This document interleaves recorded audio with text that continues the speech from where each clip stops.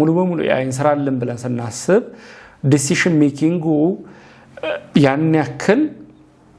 ሰው እንደሰራው አኩሬት ላይሆን ይችላል because ሁሌም እሱ ሊረዳ የሚችለው በሰጠነው ኢንፑት ልክ ስለሆነ ማለት ነው ሐሳቡ ምንድነው ኤአይ ናቹራል ላንጉዌጅ ነው የሚቀበለው ለምሳሌ ፕሮግራሚንግን ሰዎች አይረዱትም ማለት በሌላ ፊልድ ላይ ያሉ ሰዎች ሊረዱት አይችሉም እኔም ስለ ጤና የሆነ ነገር ማወቅ በፈልግ ዶክተሮችን ሄጄ ለጠይቀው የምችለው ነገር ኤአይን ራሱን መጠየቅ ይችላልው የዛኔ የምጠይቀውን ጥያቄ እሱ ራሱ ሲመልስልኝ ለኔ በሚገባኝ መንገድ መሆን መቻል አለበት at the same time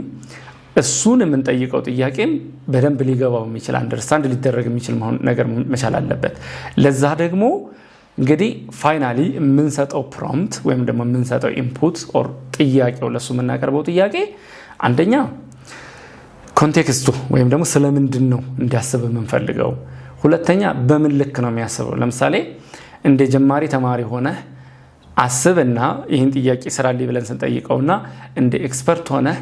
አስብና ይሄን ጥያቄ ሶልቭ አድርግልኝ ስንለው የሚሰጠው አውትፑት የተለያየ ነው ስለዚህ አጠያየቃችን በጣም ኢምፖርታንት ነው